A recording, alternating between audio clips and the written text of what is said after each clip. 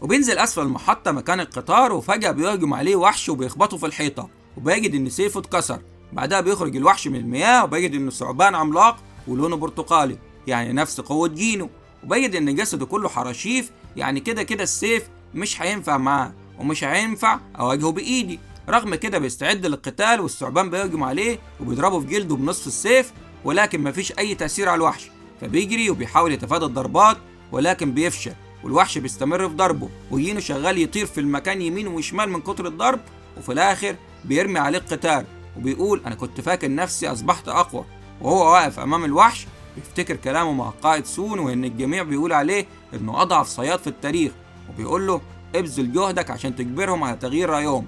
وبيكمل قتال مع الثعبان، ولكن الثعبان قوي جدا، وبيقول إن قالوا عليه ضعيف، وحتى أنا محرج من نفسي. الضعيف مش بيقدر يعمل شيء غير إنه يفضل مكانه من الخوف، والناس بتستحقرني بسبب إني ضعيف. حتى لو كنت حكيم أو ذكي أو طيب معاهم، طيبة القلب ملهاش فايدة، لازم أصبح أقوى. وعشان كده وصلت هنا.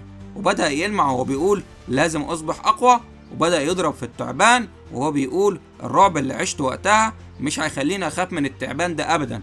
ومكمل قتال، وفي الآخر مسكه من رقبته وبيقول أنا خصصت كل قوتي للهجوم الجسدي، وبيبدأ يضغط على رقبته، ولكن الثعبان بيحاول يتخبط ويتحرك بسرعة عشان يسقط جينو من عليه، لكن جينو بيصرخ وبيقول هقتلك بإيد العارية، وبينجح في قتله. وبيبدأ يرتفع مستواه ومبسوط ومبتسم، وبيقول أنا بالفعل أصبحت أقوى، وحصل على لقب ملك المستنقعات. وأخيرا حصل على أول خنجر وهو مصنوع من ناب الثعبان، والخنجر ده من الرتبة سي. والخنجر ده له تأثيرين، الأول هو شل الحركة، يعني الخصم ما يقدرش يتحرك لفترة محددة، والتاني النزيف، وهو بينقص 1% من حياة الخصم في كل ثانية. بعدها بيطلع له إشعار إن الزعيم قد هزم، وسوف تعود المغارة لوضعها الأصلي.